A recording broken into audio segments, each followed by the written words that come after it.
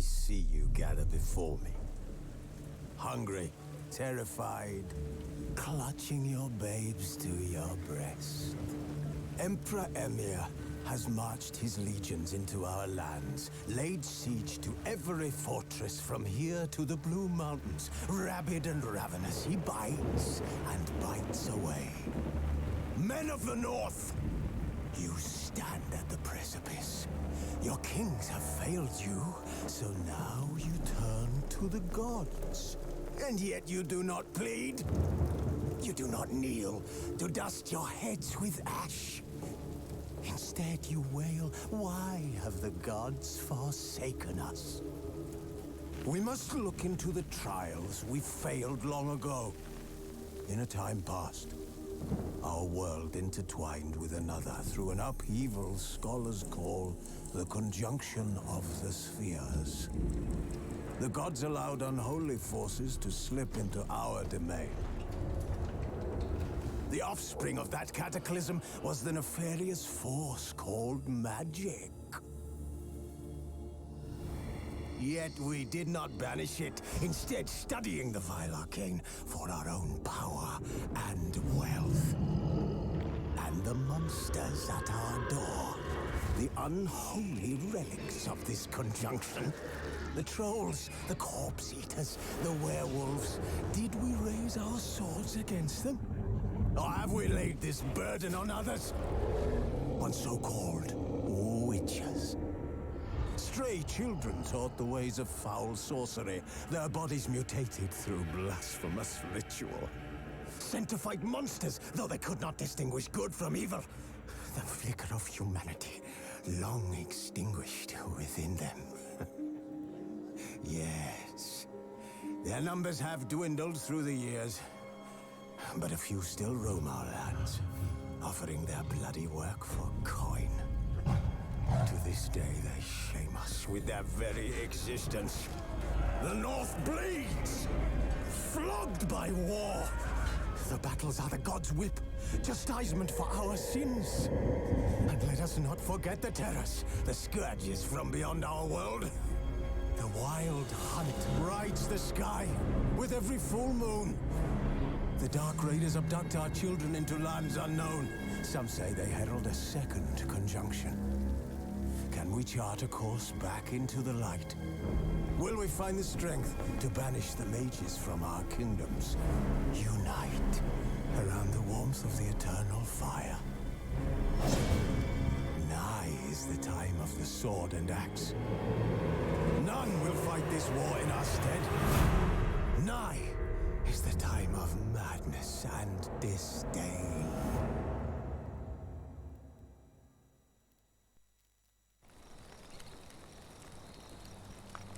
Was asleep amidst the trees.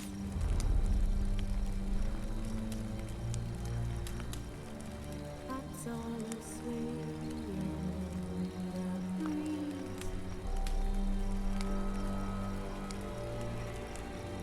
But one so light and just wide awake.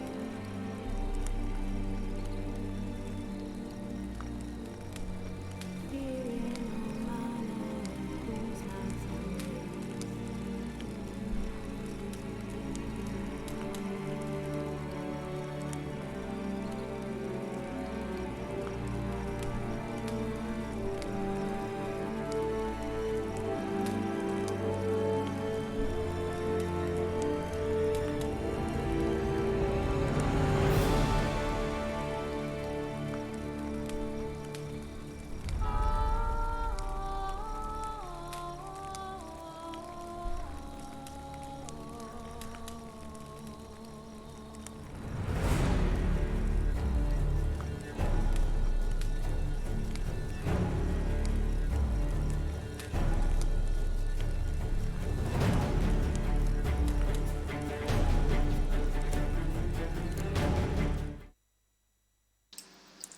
Ok, hello mọi người, chào mừng quay trở lại với channel của Hằng Hanah. Hôm nay K2 mình chơi hình Witcher 3 nha.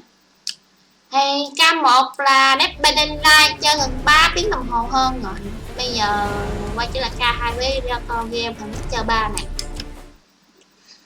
Tại vì mấy bữa kia Hằng không có chơi cho nên là bữa này Hằng chơi buồn nha. Giờ let's go. While searching for the witch Ciri had quarreled with, Geralt ran into an old friend, Kira Metz.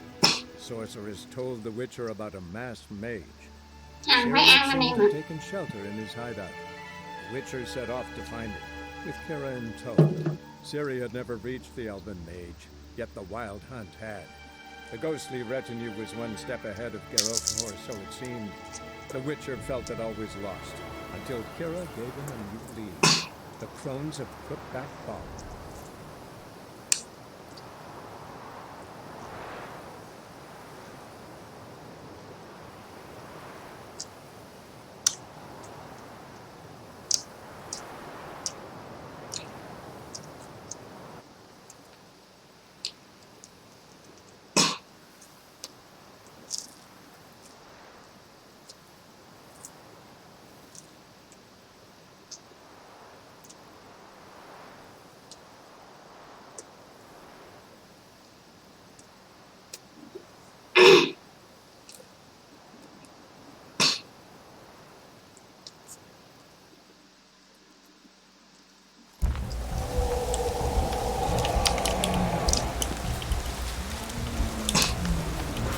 Ok, lần trước Hằng cho tới đây rồi nè.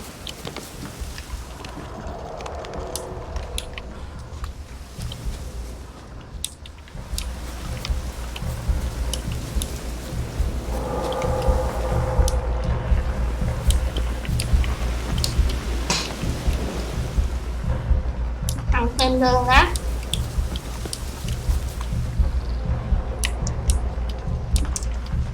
À, cái hàng của con đó.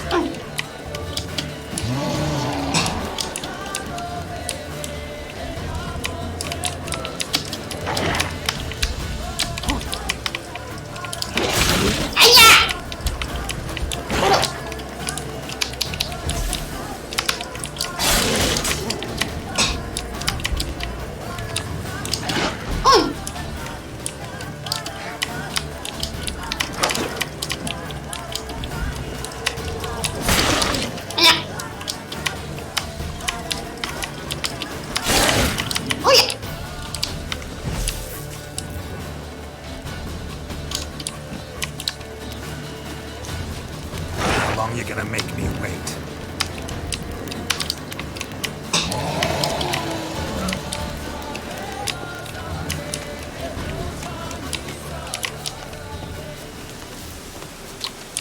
Mama.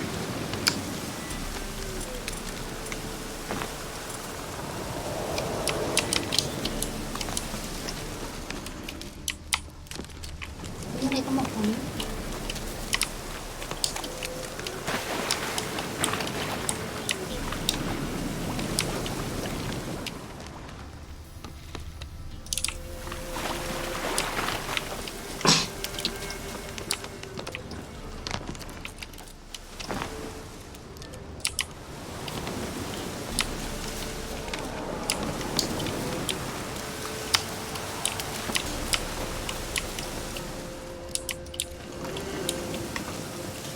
Medallion's humming. Ra đây.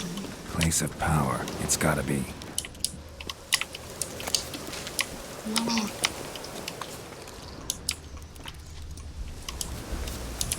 Kid. Ôi.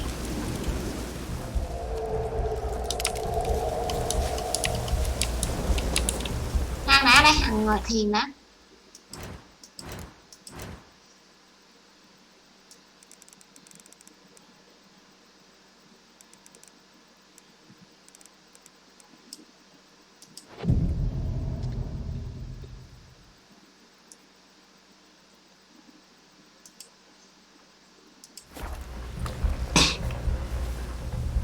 Má ơi.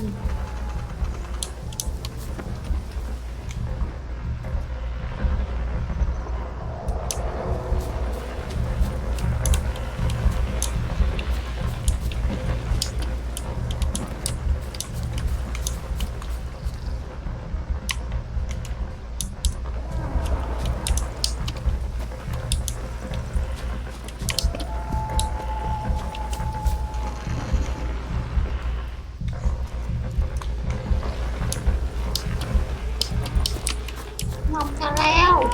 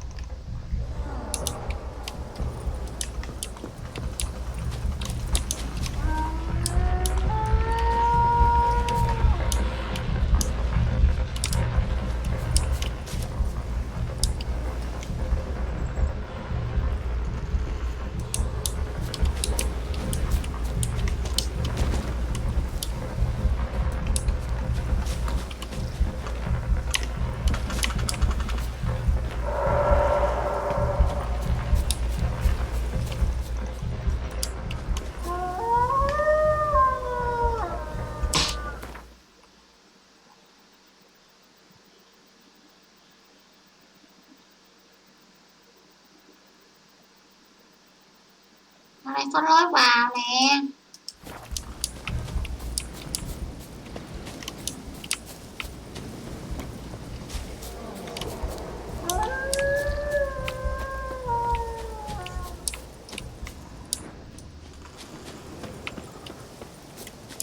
Fang bites.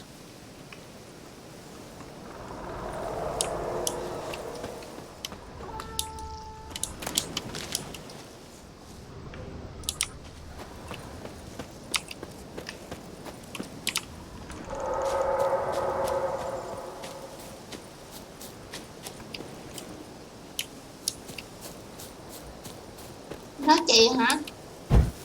Giờ tối rồi nên không muốn nói nhiều lắm. Claw marks. Wolves. I should look around. Nó tập trung chơi. Nãy giờ Hằng ngồi chơi Dead by Daylight 3 tiếng nó muốn khan cổ họng rồi anh em mình bắt Hằng nói nữa.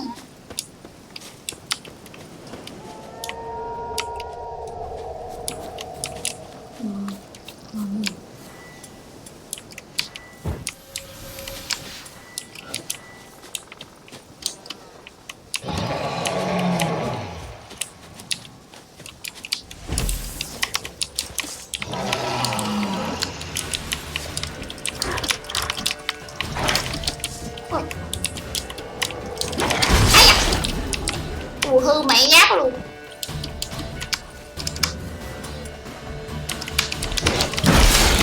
Wow.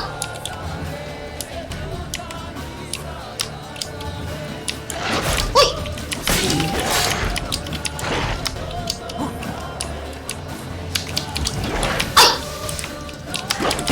Ai da.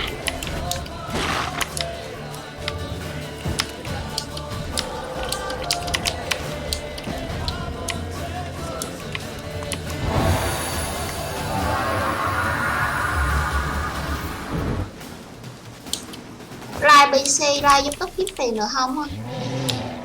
Mình like là mình like chơi thôi chứ mình không có kiếm tiền bằng YouTube anh em à. Tại vì làm cái nghề này đâu ai biết trước được điều gì đâu. Đây rồi. Mình like làm đam mê like chơi thôi.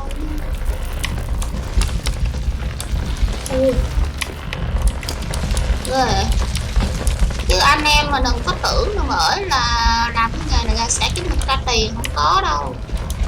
Khó lắm.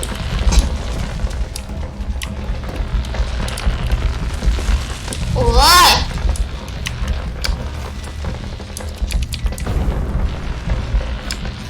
Cây này phải dùng lửa. Ủa?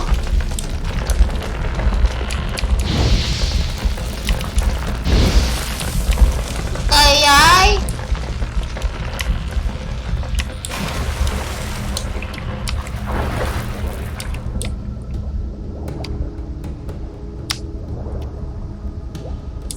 Hỏi năm chi vậy? Anh em chỉ cần biết Hằng 18 tuổi là được rồi.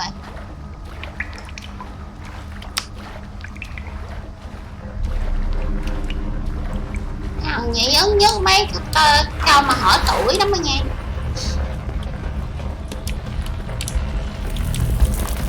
Ui. Why have you come? Why spill this blood? Are you here to grant me death? Or is my freedom which?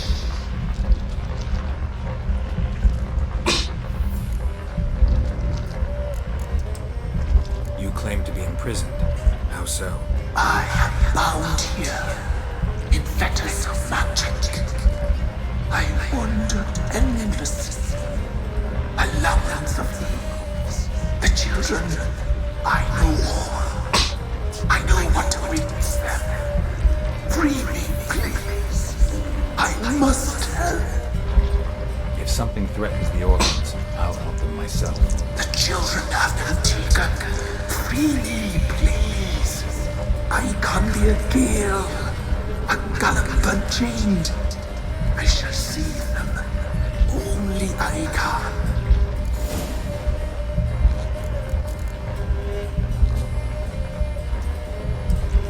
Deal. I'll help you. Imprisoned for years, I shall be free again. Break my fetters.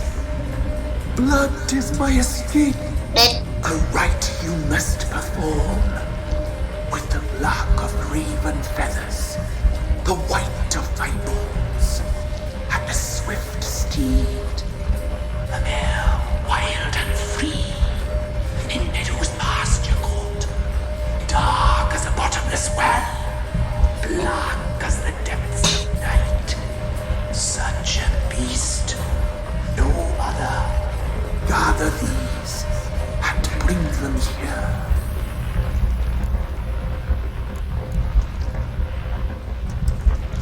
Where'll I find your remains?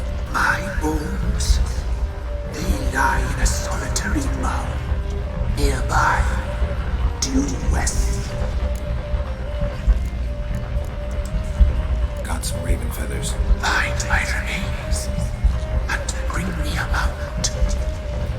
A wind-born steed, a black squall. Ủa? Sao giờ là tiếng nữ? Why do we need a black horse? The beast and I shall be as one. As when I lived, we shall be a gale. Nothing to stop us. A wild steed from meadows moist. I'll gather what I need to free you, then return. Gather and return to the hillock's depths, to the tree's rotten heart. Pierce my heart, let blood flow to be born again. I must first be consumed. Go now and return through the passage I have opened. Hả? Thấy kêu Jack luôn. Máy vậy mới stream được chứ máy mà không mở stream đâu có livestream được. Ủa giờ đi đường nào? Đường này.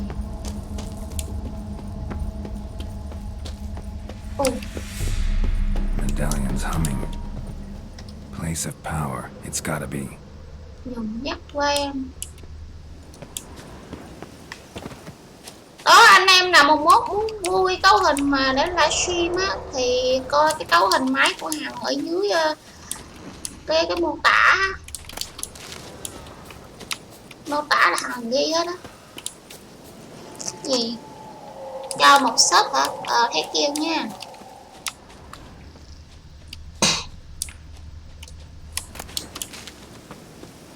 Bây giờ đi tìm ở đâu trời?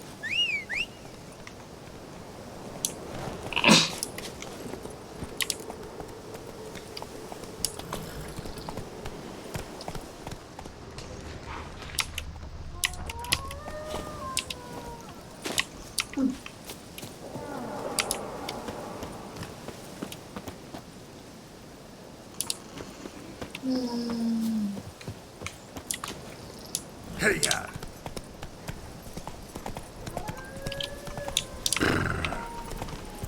Trời ơi, giờ đi bắt kiếm đồ cho nó hậu phận.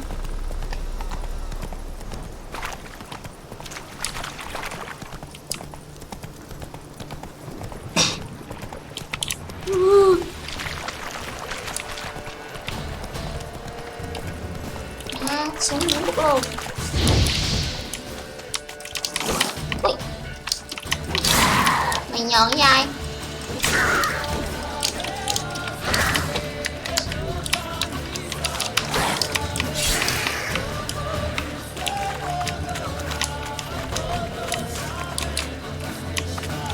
$1.000 mới được bật kiếm tiền. Anh em nghĩ làm ngày này dễ kiếm tiền à? Không có dễ đâu. Thằng nói thiệt một câu lại vậy luôn á. Mà làm cái này không biết có nên kiên trì hay là không đây.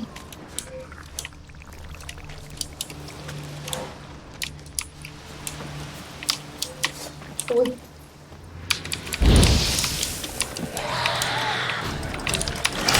Ây da. Ây da. Ây da. Cái vậy.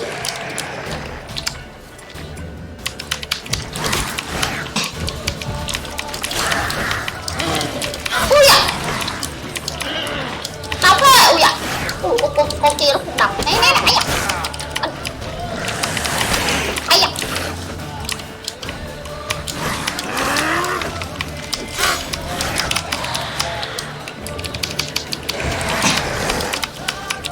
Đây còn nhỏ trước, nhớ mà. Ui.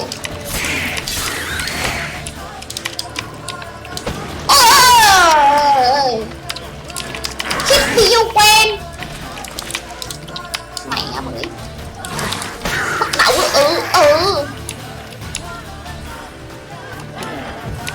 Ây da.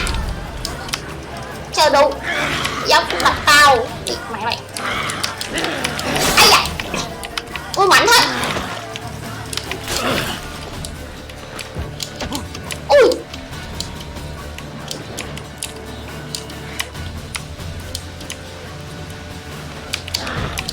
Ui không độc hả? Độc hả? Tao biết mày rồi.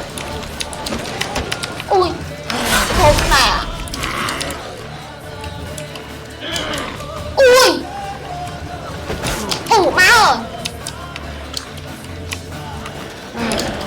Ui.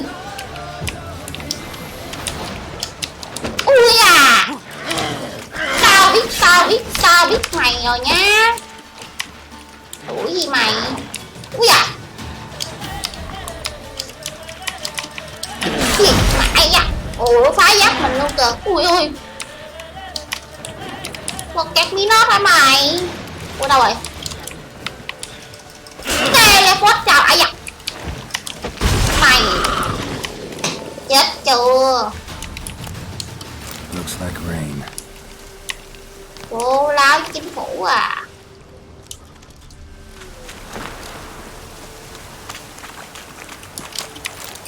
Lấy máy này về để chế đồ. Tí chết.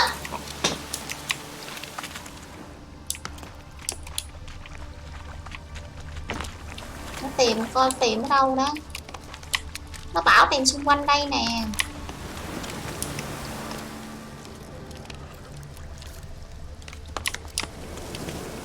Dùng giác quan nè.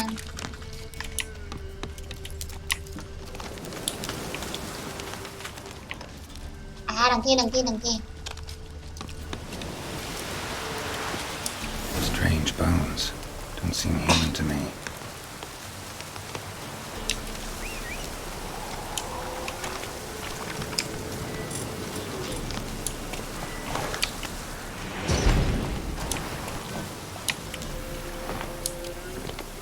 Come on, Roach.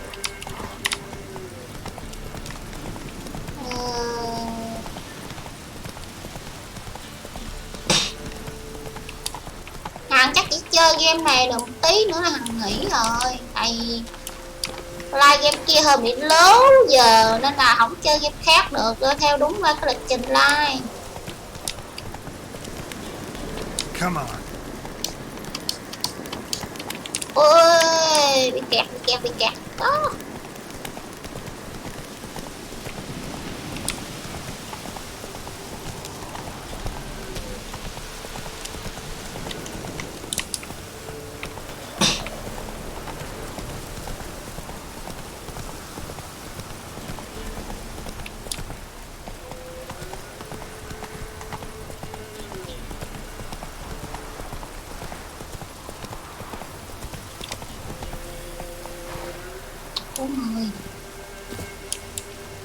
Đã Hằng ngồi thiền đã. Ngồi thiền là cách nhanh nhất để phục hồi máu. Chứ bây giờ mình đang làm nhiệm vụ mà mình không muốn đi mua đồ lung tung.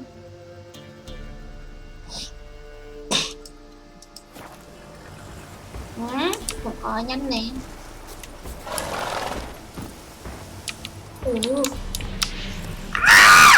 Level 20 không trời. Phải luôn.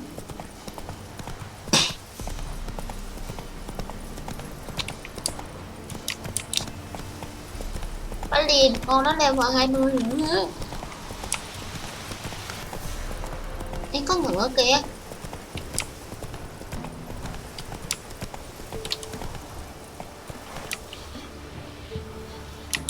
Let's go.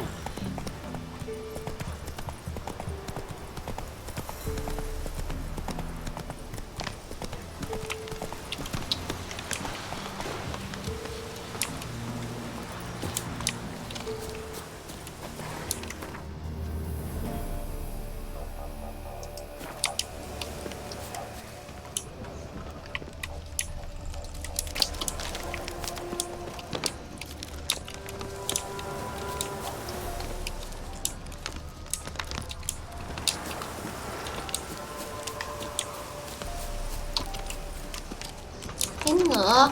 Ngựa đâu rồi?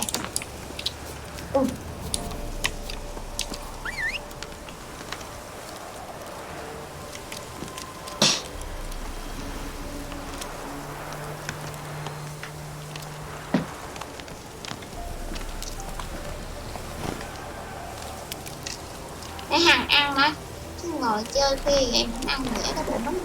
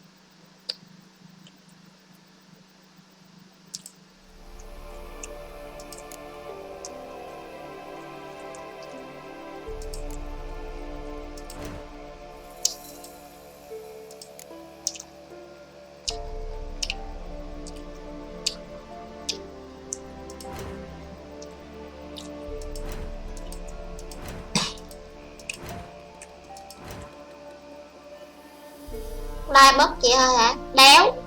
Giờ này còn kêu tao chơi búp nữa à. Tao có chơi đâu. Đờ bằng sơn. Ui ôi, ngựa nè.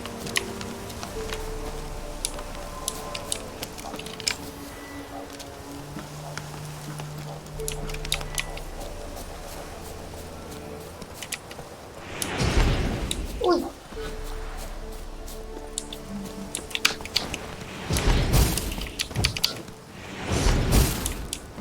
Choáng liền.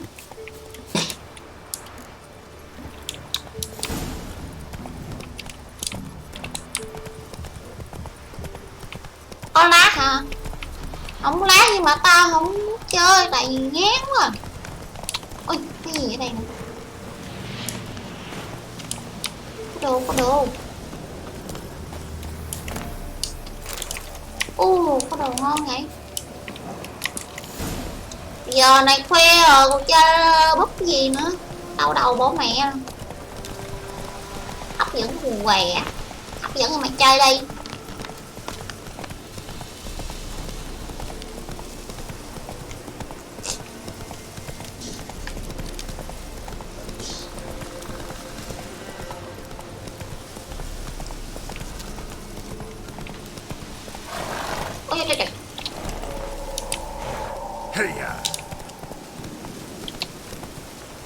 Ui. Cái gì vậy? Even the women weren't spared. Má, ác thiệt chứ. Do Han qua hàng hả? Go. Vậy thì tốt cho nó rồi sao? Ui. Tao tháng 4 tháng 5 này tao cũng qua Úc rồi, tao sắp đi Úc rồi. Tháng 4 tháng 5 này tao chuẩn bị đi rồi.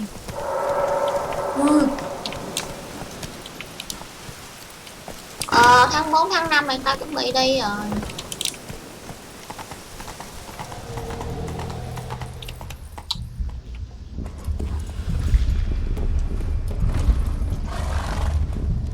Về á, tao không biết. Chắc Tết thì may ra tao về tao ăn Tết. Rồi xong một cách tao qua bển nữa. Lay things amidst the feathers. Place all beneath my heart. Nhà mà tụi bay cũng đâu có gặp tao đâu mà hỏi gì làm cái gì. And bring the steed. Đi offline hẹn còn không đi được nữa mà hẹn chi.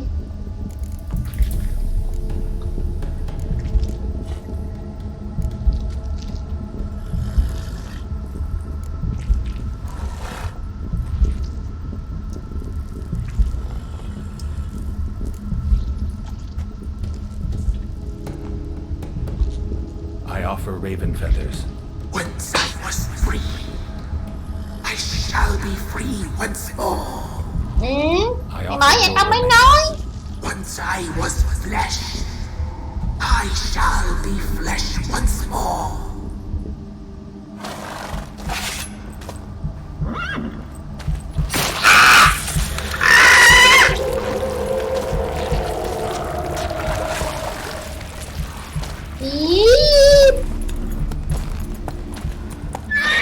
Ôi chết.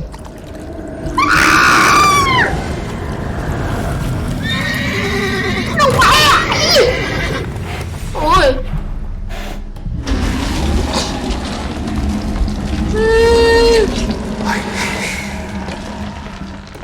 Free the children. I shall. A word once given must be honored. Mày mà không thực hiện lời hứa tao giết mày. Đây.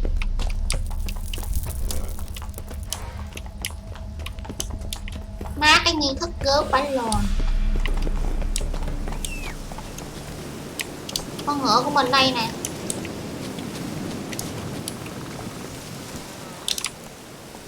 Chạy nhanh vậy, cho tao. Whoa there, Roach. Ôi, bị dính. Faster. Ngựa mày làm gì có.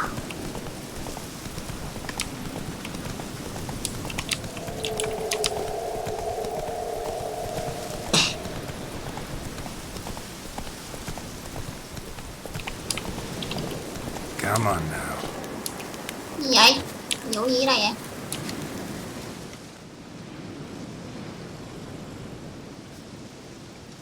Solved your problem. Just in case, though, avoid the whispering hillock for a while. Cannot be. Where's something lurking there?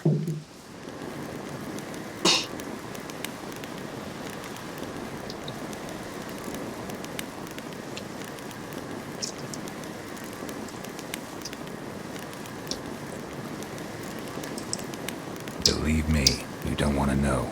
What have you done? Đéo. Didn't have to fight anything or anyone. I simply freed the spirit. You did what? Freed the evil so it can prowl the world as it will? Did what had to be done. And if it returns? Ask the ladies of the wood to help. The crones, or the ladies of the wood as you call them, said to remind you about payment. Take it you know what they want? Aye, I do. Give me the dagger. Be back soon.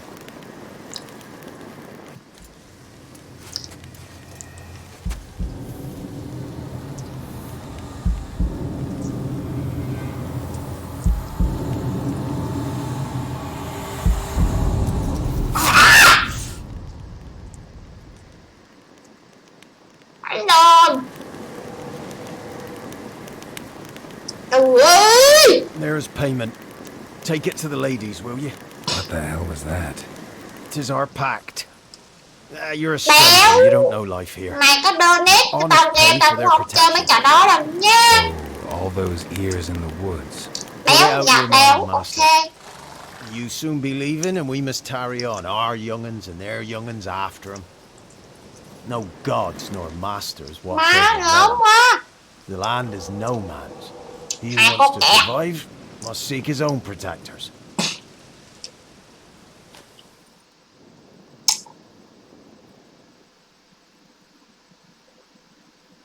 Mà giờ này mày còn chưa ngủ nữa hả? Lên cấp 8 rồi.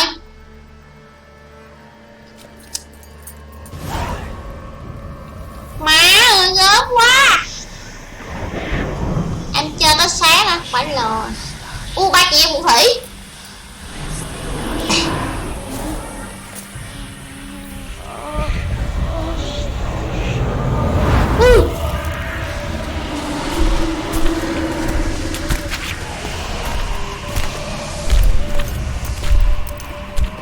Cái đeo gì vậy? Sheathe your weapon, young man. Ôi má. In real life, you're different than you were in the tapestry. Well, bring it here. Yeah.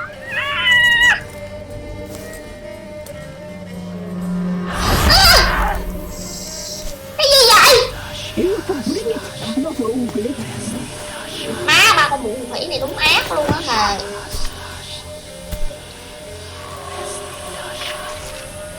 Đủ.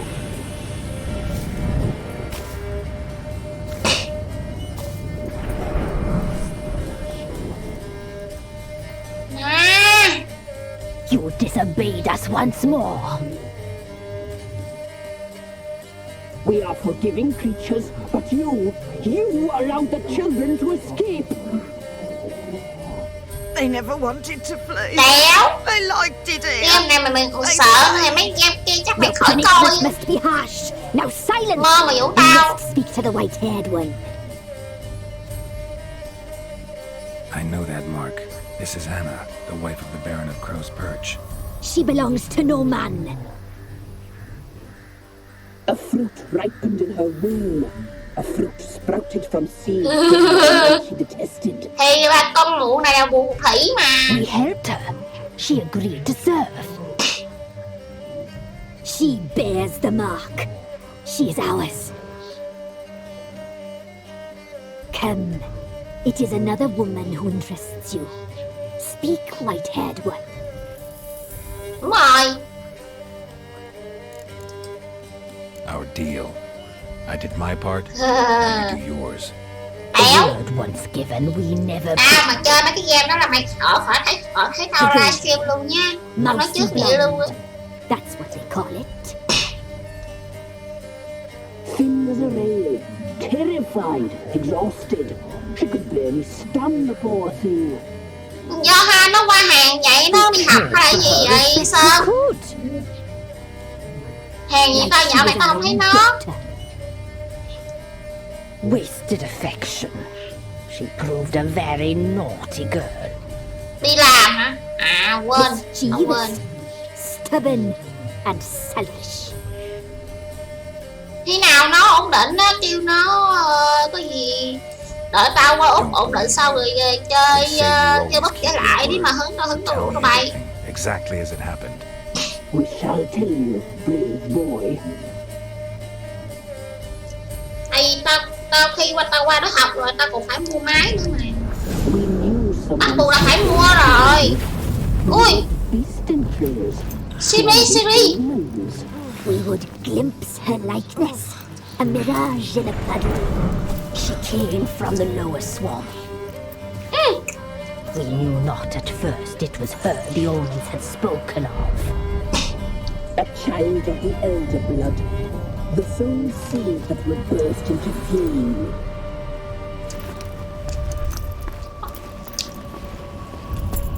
Tao có một phù thủy này cái ti mặt xấu mà cũng bằng xấu lắm.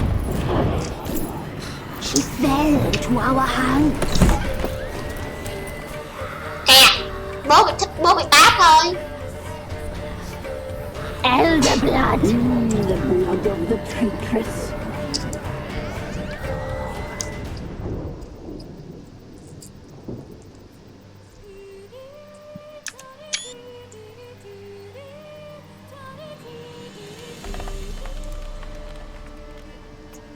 Does she sleep? Like a lamb. Come, sisters, no point in dawdling. The table's set. The Yay! bubbles. We cannot. You know she is meant for him. Emirates will get her. He will, but not whole. Well said. We'll just have a sample. I'll take her feet. Lovely. Plump. Má bà còn một Perfect thủy for này. broth. I can taste Yeah, it phải. already. Very well. Get on with it. Nó lại thức rồi.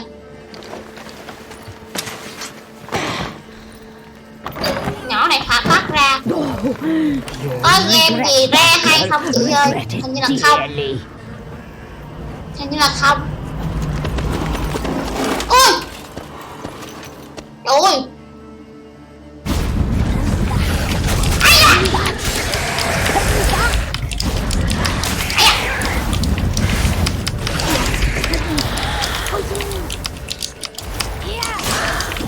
Ai da.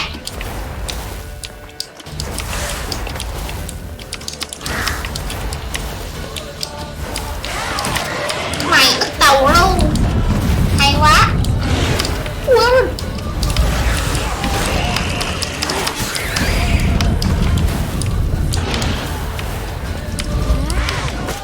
Ui da.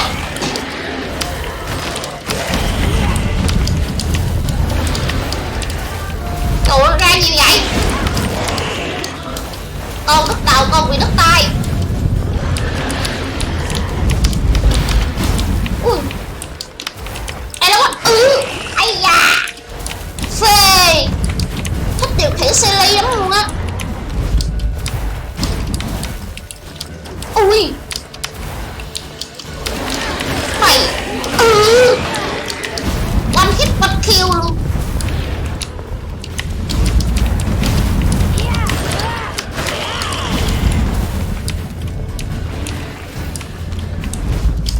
Game gì? Sekiro hả? Sekiro chắc đợi sang năm. Chắc đợi qua Úc rồi mới mua game rồi chị chơi thử thôi sao. Ây da. Bà game nó cũng mắc lắm, đâu rẻ đâu.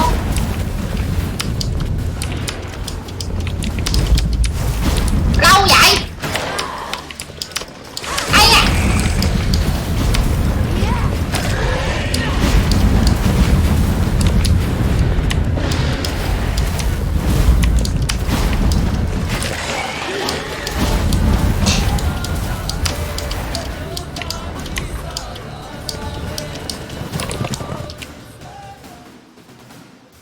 1 của 3 mắt như chó vậy.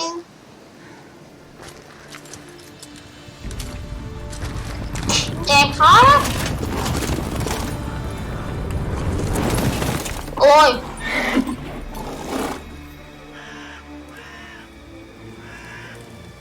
Ciri lắm rồi, đúng rồi.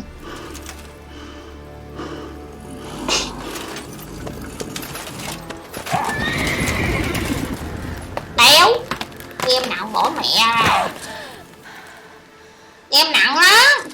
Cái chứ nhẹ tao còn tải chứ nặng. Cái ổ cứng của tao nó không đủ. Mày chơi còn không được nữa, mày xuống tao. Ôi gì vậy?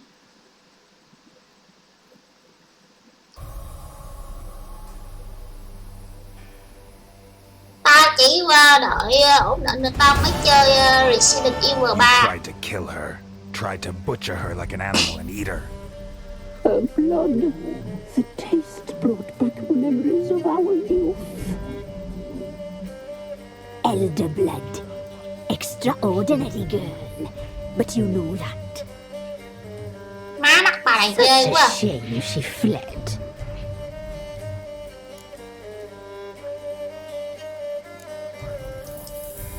She escaped you, but I'll find her. We'll come back here together and kill you. You'll return, you shall. Our fates are bound. And one will die, but it shan't be one of us. Now you shall chase shadows and wander midst fog.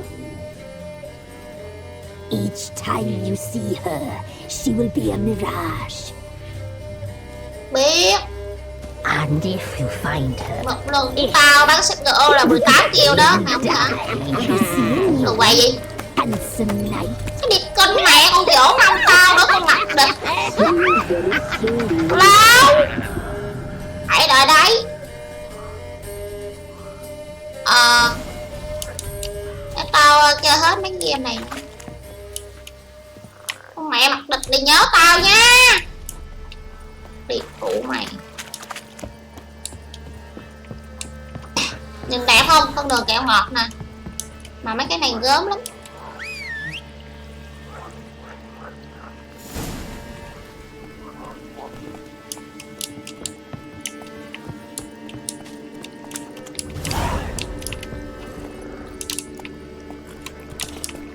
Bởi vậy game đó nhiều hack. Tao không muốn chơi. Hồi trước tao chơi với Quang á, Quang đẹp trai á. Chơi vui vãi nhưng mà hack quá à.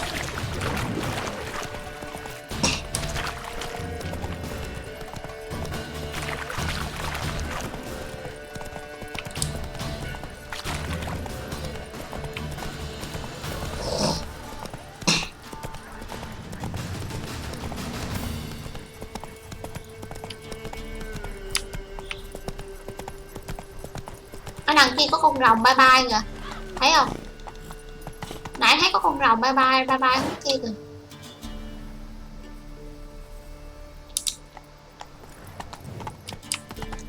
Mày điên hả? Mấy con đó level cao lắm. Tao mới level 8 mà qua đó cho chết à. Éo con ngu nha. Cái nào đợi level cao có đồ ngon ngon đi. Tao qua tao xử hết. Tao giết hết mấy con boss trong mắt rồi.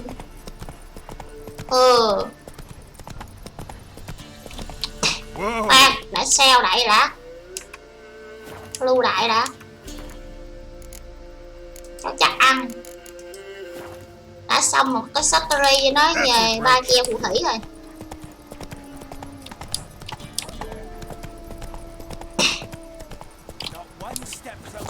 Any last words?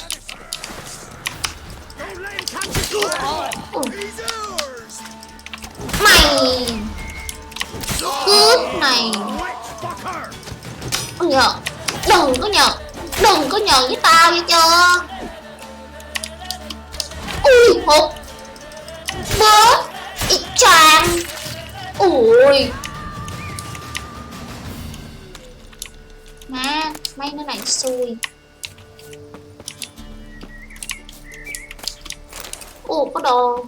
Có đồ ăn rồi.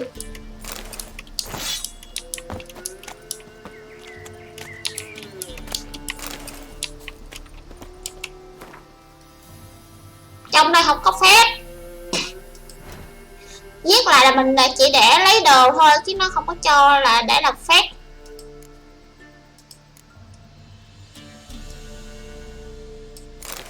Có 2 cái bánh há cảo nè. Đâm bling.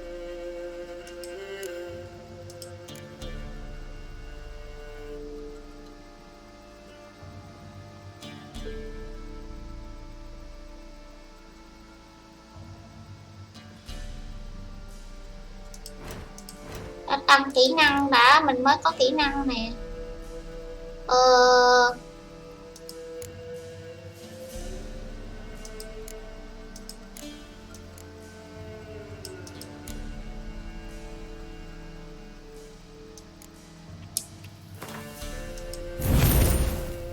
Không một tiêu.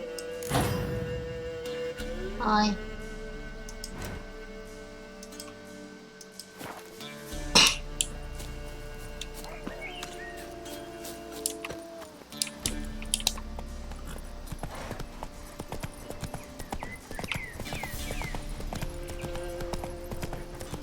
Chơi xíu nữa ngủ.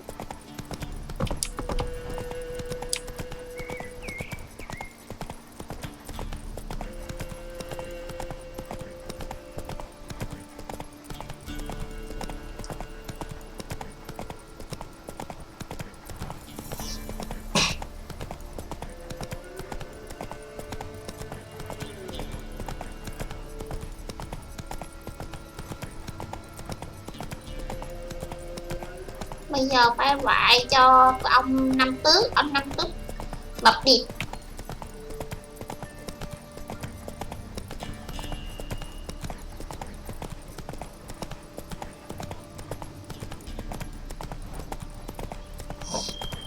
Nhờ nó cấp vũ khí đâu luôn.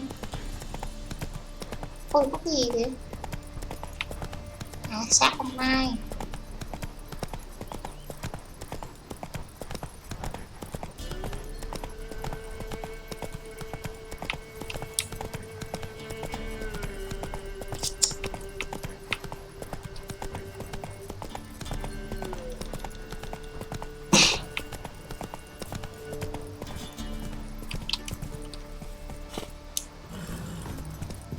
Where'd you come from? For brushwood yesterday. Hey, Do you not hear the huntsman? That some fiend prowls the Chấm ra đi bà nội. What am I to heat those up with? slow now.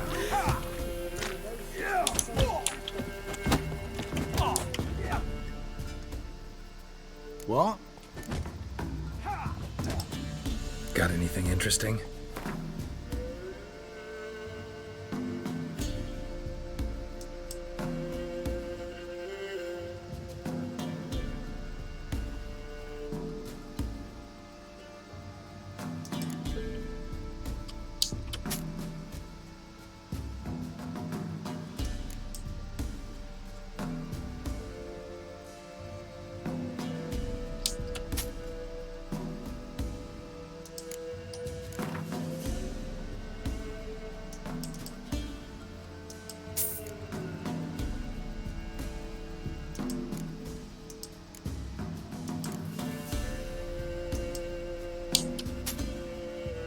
Bán bớt đồ đã.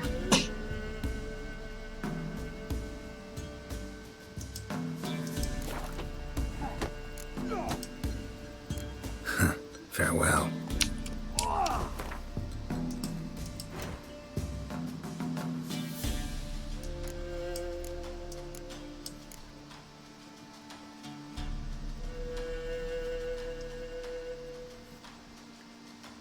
Chắc mình bán luôn 3 cái kiếm này luôn á. What? Got anything interesting?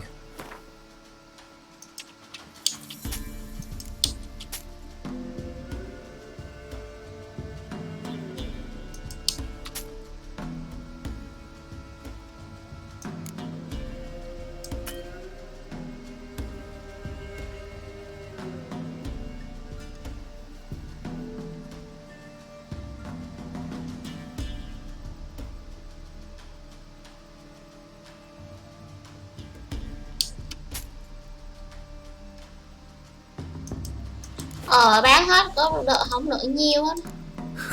Farewell.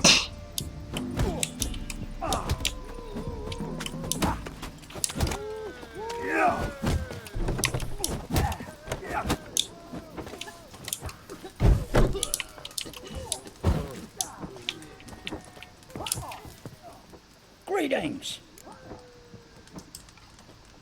Wouldn't mind a look at your stock. Ông này có đồ ăn nè.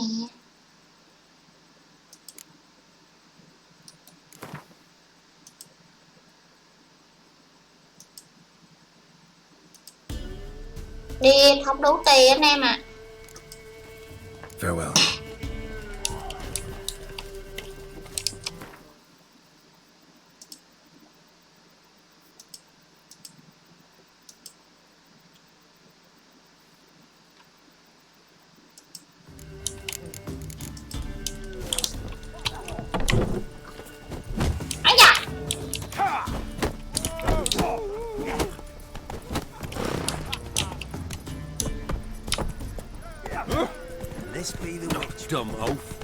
Sent my young'uns to pick mushrooms yesterday. To the woods. Họ đang. Ice tasty. Like wheat. Eyes red. Like embers in a fire. Trusty arms for all sorts, steel swords and strong maces for the menfolk, engraved knuckle dusters for the ladies. I'd like you to craft something for me.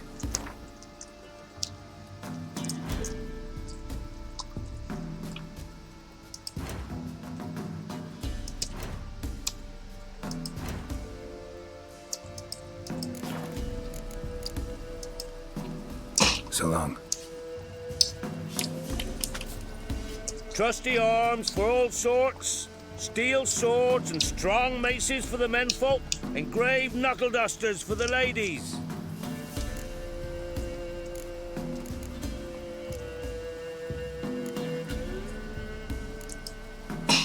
I'd like you to craft something for me.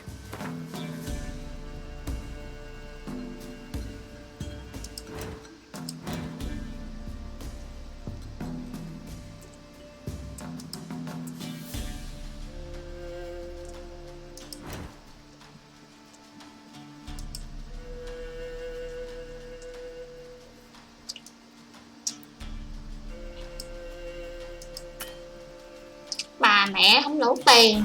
Cay. So long. What's the rush?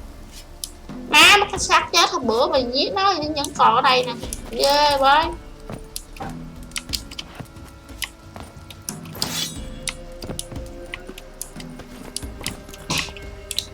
Faster.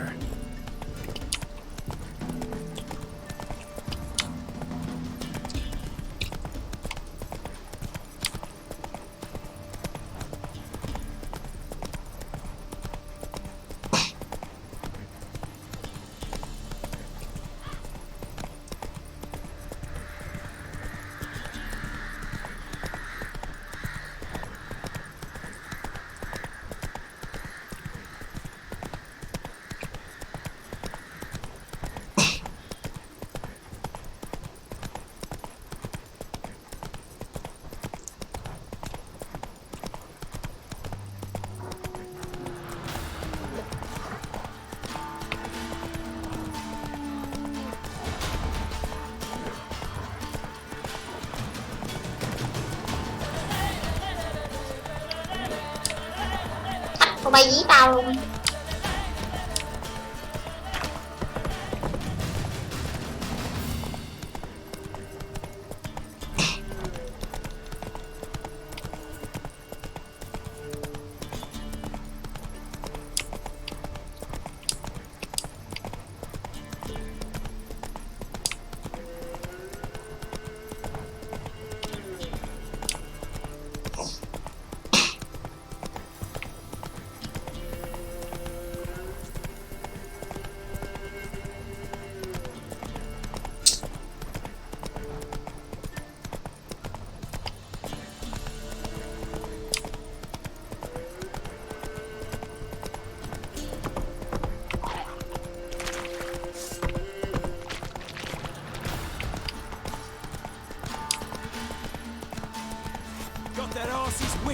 Elvin lad whore. You surprised? They tried to dance with a witcher.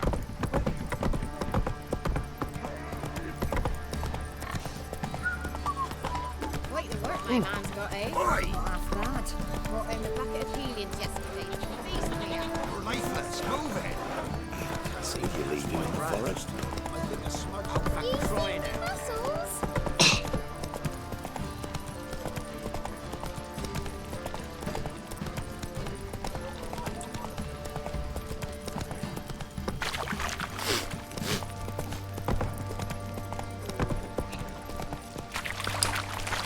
Oh!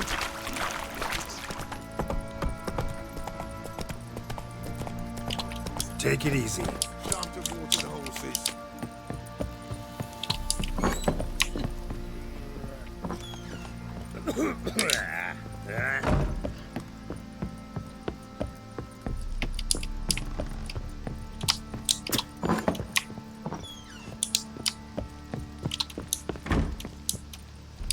Ủa?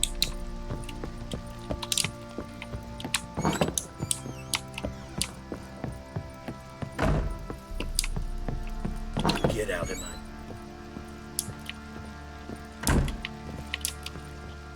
I'm listening. What do you come to me with?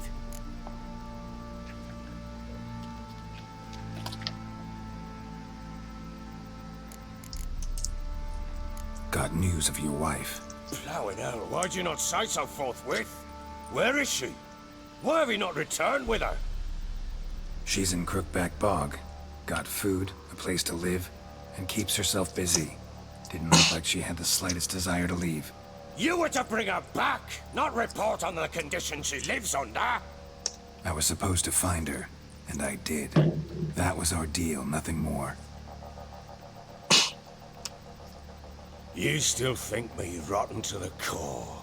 A base bastard, don't you? You believe I alone am at fault for what happened here.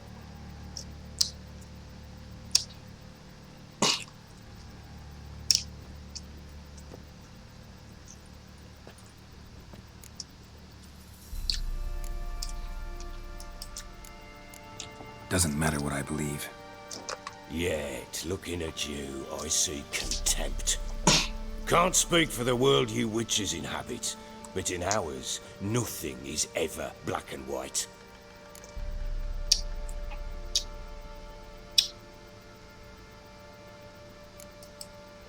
Probably gonna say you're not the only one to blame.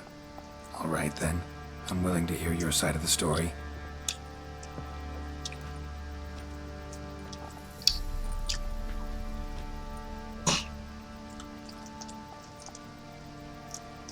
With Annie, it was love at first sight. A spear tore through my shoulder at the Battle of Anchor. She tended to my wound. Once I'd recovered, I asked her to marry me. She wept with joy. Soon after, Tamara was born. And after that, they sent me to Sidaris. A warlord had risen against King Ethan, and Foltest sent help. It was one battle to the next, one conflict after another. It was a life of war. I was seldom home, and I found comfort in drink. Grew so fond of hooch, I couldn't part with it when I did get home.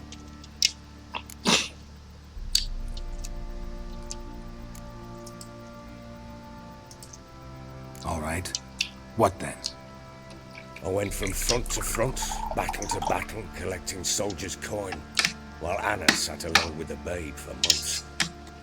Later, I learned she'd not been so alone after all. For nearly 3 years, she'd found comfort in the arms of one a childhood friend, a dog's bunghole. Understand, damn it? One tussle in the hay I'd have waved aside, put it out of my mind. But the woman cuckolded me for years, without a whisker of concern for me, for my love.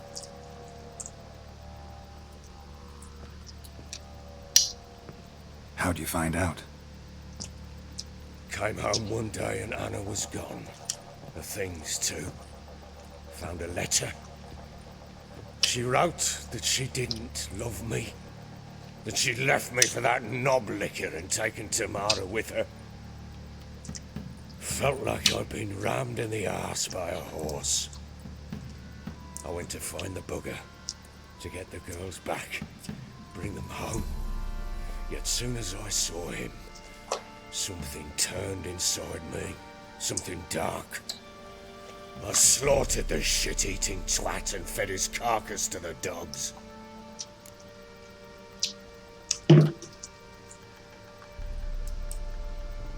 Imagine Hanah wasn't exactly pleased. Ha!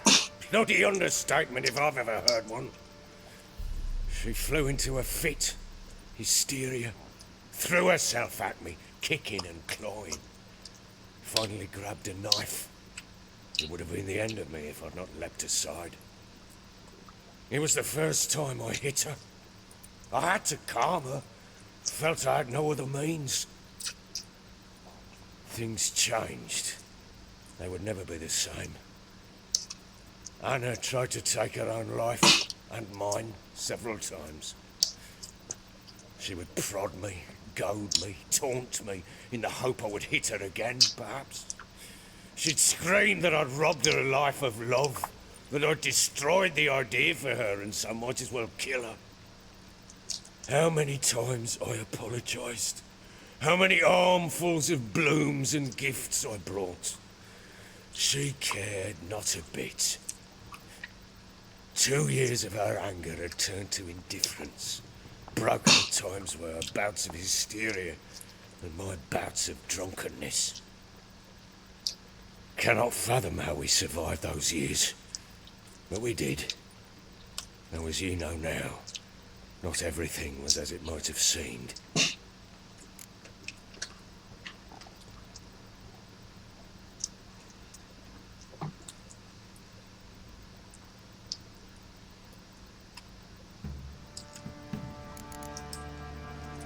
You're right.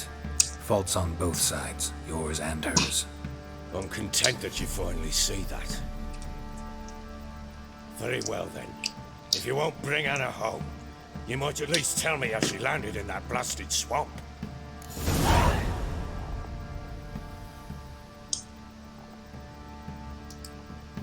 She made a pact with the crones and, well, I think she might have lost her mind. A pact? What the bloody hell? She was with child, a child she didn't want to bear. Went to the crones for help. They promised to rid her of the problem in exchange for a year of her service. And they kept their word, in their own twisted way. What do you mean? Hanah must have thought the child inside her would somehow disappear. Instead, the crones sapped her of strength, and ultimately forced her body to miscarry. I think that's when she started to lose her mind. Then they placed magic tethers on her, tethers that cause great pain when tested. A guarantee she'll pay off her debt. A pact with witches? Bloody nightmare, sounds like some jest.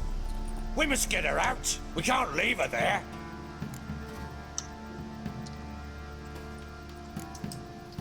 Venturing into the swamp, even with armed men, is just a bad idea. It's a dangerous place inherently, and I think those crones are a greater threat than anyone realizes. I'll not sit on my arse waiting for them to return her. Would you wait? Count on their mercy if they had your daughter? Probably not, but I'm a witcher.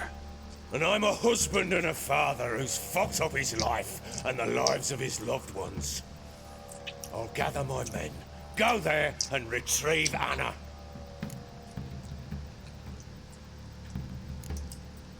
We had a deal. I've done my part. Your turn to do yours. A word once given. Now what did I last... Basilisk. It had just attacked you. Ah, right. Gargantuan. One solid brute.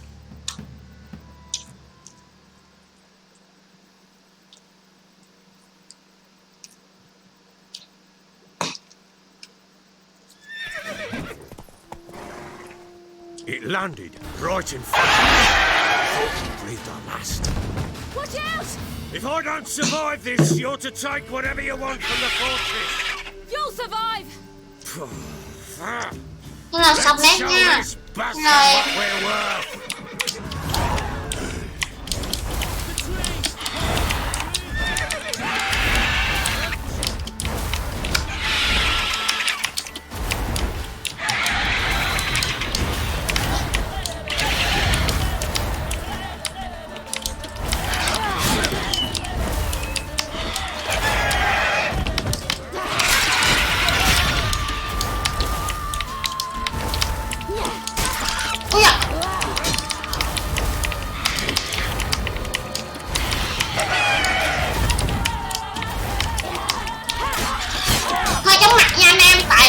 Con này là vậy á. Ôi da. Xong. Ôi.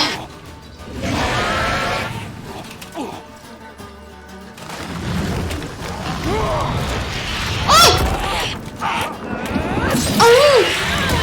Ai da.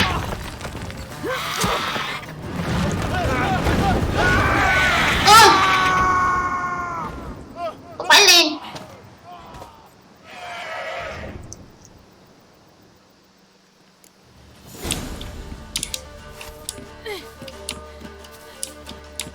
Damn it! I can't leave him like that.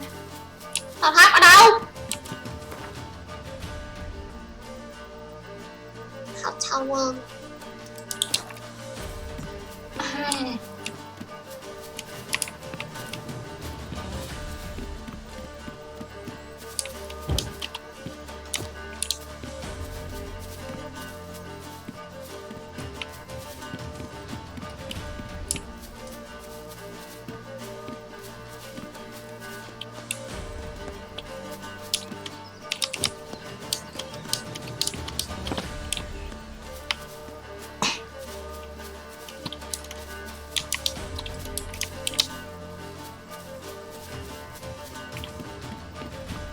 Tao tháp này, tao tháp này.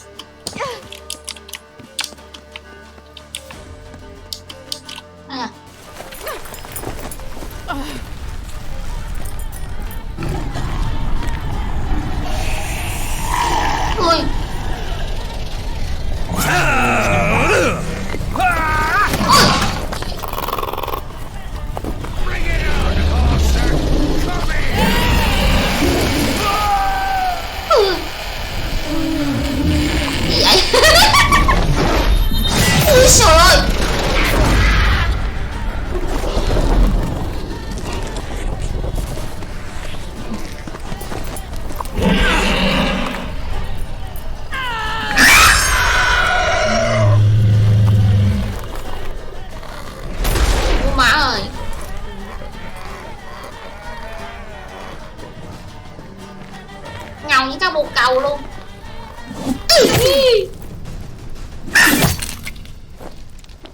Đi.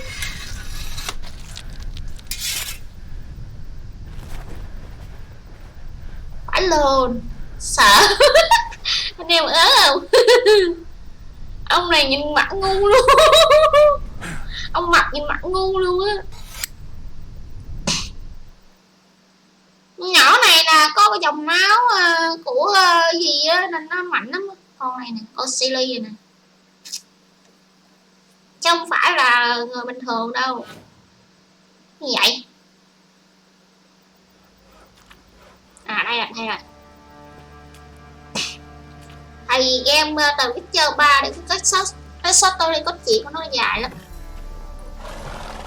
Nó mà nhà ông này mới bắt đầu giận nhỏ này nè. You have everything? Yes, thank you. What you did for me, I shall never forget it.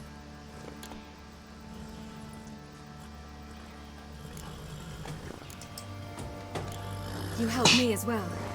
When your man brought me here, you fed me, cared for me, had my wounds looked after. We're even now. You needn't leave. You're in good company here. We'll always have a phải đi chứ nó không đi sao được, nó đang bị rượt. I must leave. Wraiths pursue me. The Wild Hunt. I was foolish to use the power. They're sure to have caught my scent. Wild Hunt? Pursuing you? I'll endanger all of you by remaining here. You must tell the people to bar their doors and windows. And no one is to wander the night. You?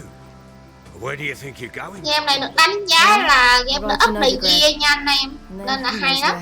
Anh em nào mà có điện tử thì nên thưởng thức cái game này. Nó cũng có việt hóa rồi đó. Anh em chỉ cần tải việt hóa về rồi tải game hoặc là mua game trên Steam hoặc là tải crack cũng được. Xong, Ciri accessory. She mounted and rode off. It grew awfully empty without her.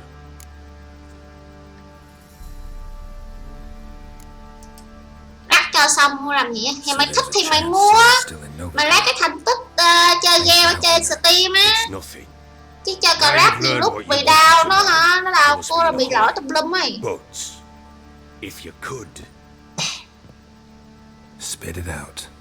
Game nhẹ thì tao không nói, nhưng mà game này nó nặng lắm, 40 GB lận. I don't believe she's there willingly. Must have not heard me.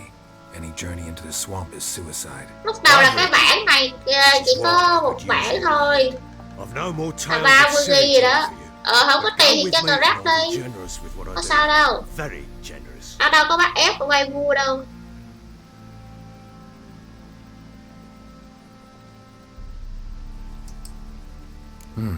Extra coin never hurt. Ha! True indeed. I'll round up my men and ride to Downwarren. You can join us there. Fine. Sounds good.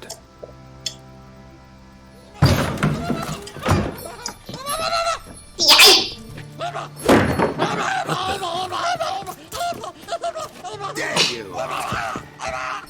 Cái gì vậy? Sorry, we was never here. Cái gì vậy? Ô má ơi. What was that? You tell me. Man or monster? My men call him Uma and say he's a beast. But he seems a man to me. Just mấy con gái trong đây nhìn đẹp lắm á, nhìn ôi nhìn mà thèm luôn. Nhất là Ciri nè, Ciri với em Jennifer á, Yến á. Em Yến á. Em Yến trong này đúng xinh luôn. Còn em Chuột thì như bà già 40, 50 á, cho nên Hằng không thích Chuột lắm. Funny story. How so? Went to Novigrad once. Con Chuột đánh giá được như bà ngoại vậy á. Anh em coi phim Thời Witcher 3 trên Netflix chưa? Nó mới ra hồi cuối năm 2019 đầu năm 2020 đó. Nhìn chiếc đúng xấu luôn. Chiếc đúng xấu luôn thời. Nhìn già như bà ngoại người ta vậy á thời luôn. Nhìn xong là hết muốn ăn chuột luôn á. Nhưng mà em Yến thì xinh. Em Yến đúng xinh luôn. And Uma wound up here at Crow's Perch. End of story.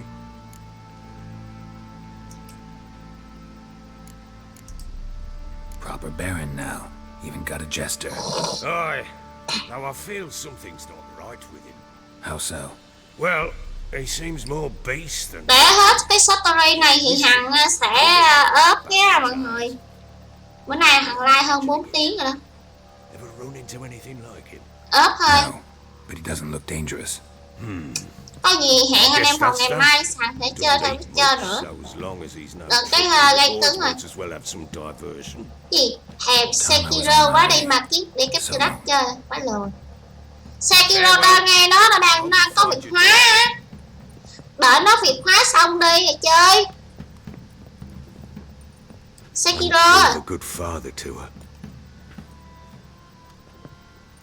Sekiro đang nó có nhóm game tiếng Việt.com đang dịch Sekiro á.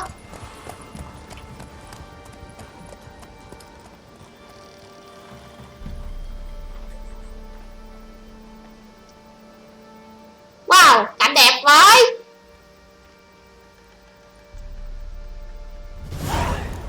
Ok, hôm nay chơi tới đây thôi nha mọi người ơi. Sekiro khó chơi. Sekiro khó chơi đó. Đánh một con boss nó phải mất mấy tiếng đồng hồ nếu mà anh em chơi cái chế độ mà chai hạt thì rất là khó. Còn nếu mà chơi cái chế độ dễ hoặc là cái gì á thì nó rất là dễ. Còn không thôi đừng có yếu, đừng có đú. Dễ con kè. Ta thấy người ta đánh boss ngừng mấy tiếng đồng hồ một con đây. Dễ què Sekiro ấy. Có dễ đâu nha. Easy lắm. Ok, hôm nay chơi tới đây thôi nha mọi người. Anh em nào mà thích xem kênh Hằng á, đừng quên để lại một subscribe, một like, một share video. Thank you so much. Và bây giờ Hằng phải nghỉ đây. Hằng like 4 tiếng rồi. Em chéo con boss là hết có lúc cái tay rồi. Vậy chéo con boss một tiếng mấy là con chuột mày muốn hư luôn rồi đó. Phải lên. Tao chơi con này nè, hồi trước tao định giết cái con boss là bộ quýt khuôn á, gần 2 tiếng đồng hồ mới qua đậu phộng. Chơi game này nó còn khó có dạy game Sekiro thấy như thế nào, ăn hành với chó luôn á thề. Thôi nghỉ nha mọi người nha, ngủ nha, bye bye, chúc mọi người ngủ ngon, bye bye. Đi ngủ thôi, 12 giờ, 1 giờ sáng mẹ rồi, 12 giờ gì nữa. Bye bye anh em. Hằng sale lại đây. Ok, rồi Hằng đã sale rồi. Bye bye anh em nha. Chúc anh em ngủ ngon, hẹn anh em vào ngày mai. Bye bye.